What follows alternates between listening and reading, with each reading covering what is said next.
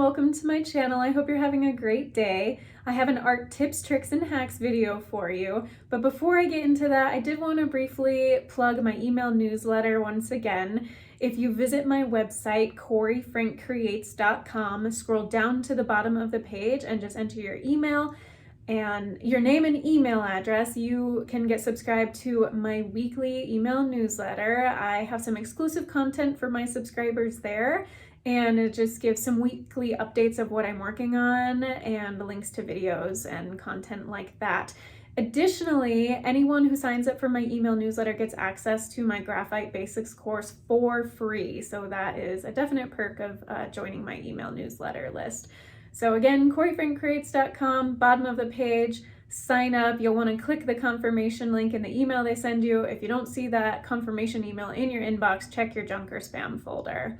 All right, so enough about that. I'm gonna talk to you today about if you are wanting to get started with painting, but you're just feeling a bit overwhelmed, or you don't have a ton of time, but you still want to do some type of painting.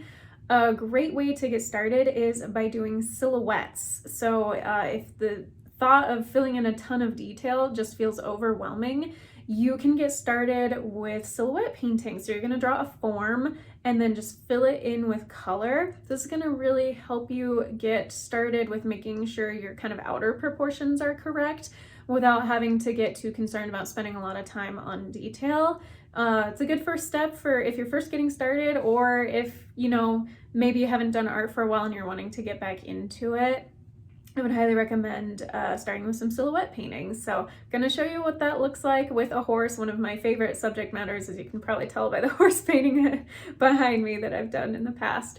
So let's go ahead and jump right in. As you can see very faintly on the page, I do have an outline drawing, and I spent quite a bit of time making sure that that was as accurate as possible to match with the reference image. And the reference image I used is from unsplash.com. It's linked in the description. So I'm starting out in real time just to show you how careful I'm being to stay within the lines of the drawing. And I mixed up a purple color with alizarin crimson and ultramarine blue. But now I went ahead and sped the video up just to kind of give you a sense of filling it in, being careful to stay within the lines. I mixed up a lighter color. If you want a true silhouette, you can use black or very dark Payne's gray. But in this case, I was more concerned with just filling in with paint and working with wet paint on dry paper to give it a very sharp outline when I reach the edge. And I'm using that brush right there is a size 6 round brush. And then I also bring in, I started with a detailed brush, but it's a bit old and fraying at the ends, so I needed to switch it out for my slanted flat brush to get the details. And you'll notice here, just to give a little sense, so you can practice with this, of dimension, I lightened the neck so that the face stands out, because obviously if I filled it in all the same color, you wouldn't really see the shape of the horse's head.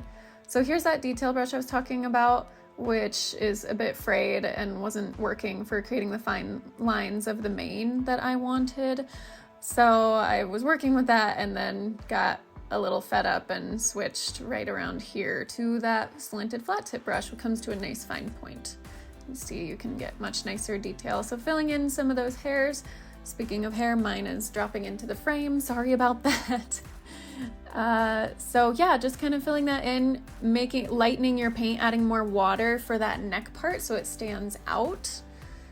And then if you want to make it look a little more finished, you can add some kind of droplets of color with the watercolor, that's fine, just to make it feel like a somewhat whimsical finished piece.